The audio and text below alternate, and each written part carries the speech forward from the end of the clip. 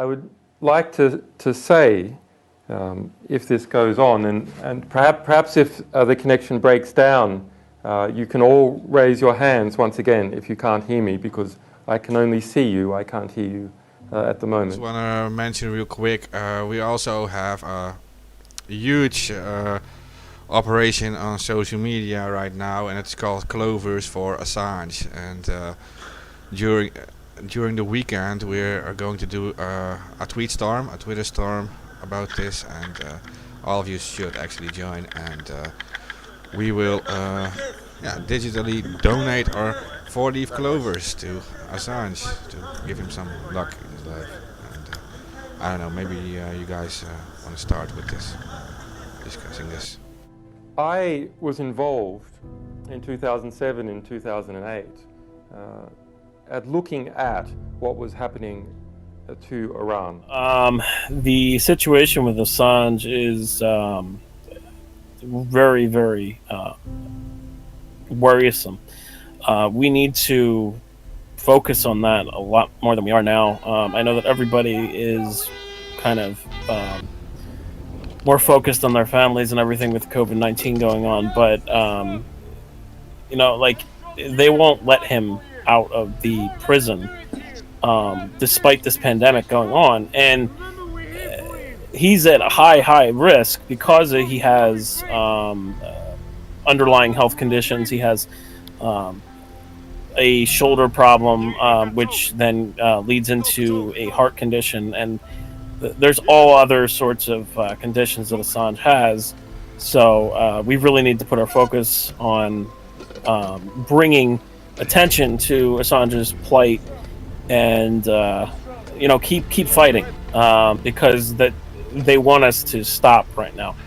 And then if we stop looking in that direction, they will probably extradite Assange, and things will just get worse for him. We went to a war in Iraq based on lies in 2003, and over 100,000 people were killed and millions of Iraqi refugees displaced as a result. Yeah, well, he's in danger, of course. I mean, he's in a jail. These jails in the UK are built in the 1900s, early 1900s. They're completely outdated, very bad hygiene. We're dealing with a fire situation, and he doesn't have the ability to be separated from the rest and be safe. So he's taking a risk every day, and so it needs to stop, this entire thing. This is collectively the greatest transfer of wealth that has ever happened, the greatest theft of information that has ever happened from every single one of us who uses the internet into the bowels of secret agencies. Now, if those secret agencies were working on our behalf, perhaps we could accept it. If, as soon as possible, that material would enter into the historical record, would enter into the record of our civilization, where we could all individually make decisions using that information to produce a better, more harmonious world, then perhaps it would be tolerable. But it is not tolerable in its current form, and so it is up to decent people, good people, still working inside of government, inside of private contractors, that are engaged in these sorts of behaviours, to get it out to the public, to get it into the historical record, either by doing it anonymously, which is of course what we favour, stay in there 30 years, work with us for 30 years getting out this sort of information, or by going public and standing up and fighting to describe the truth of what they've seen. Thank you. And we saw how he was treated by the UK judicial system, and they literally put him in a fucking box in court, which is absolutely insane. They put him in a glass box. There was pictures that were leaked. In regards to that, we've actually discussed here on ABB with various different activists and Assange supporters the way that they were treating him. And it's shocking. It's very shocking, and it'll set a precedent for the way that they will be able to treat other journalists, not only just in the UK but around the world.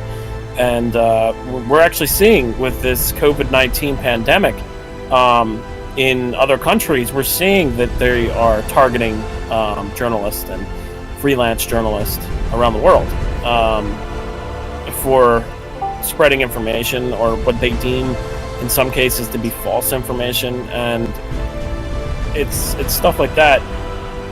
You know, when you shut up your media and you quiet the subversiveness of your media against government, you know, that leads to tyranny. There is a war on for control of the internet. That war takes place on the one hand by producing incredible propaganda and hyping up threats about how the internet is dangerous. On the other hand, it involves introducing mass surveillance systems to surveil all of the internet. You know, different countries see the effects being brought by the internet and the political liberations being brought by the internet. And powerful groups in those countries feel fearful and they feel destabilized. And as a result, they want to find some way to control it and to know it. The knowing part of it comes from surveilling every trans-border communication that occurs between Great Britain and the United States, between almost every country in Latin America and the rest of the world, because their communications have to pass through the United States to reach Europe, pass through the United States to reach Asia, and sometimes even pass through the United States when one Latin American country talks to another, simply because the communications infrastructure has been passed that way.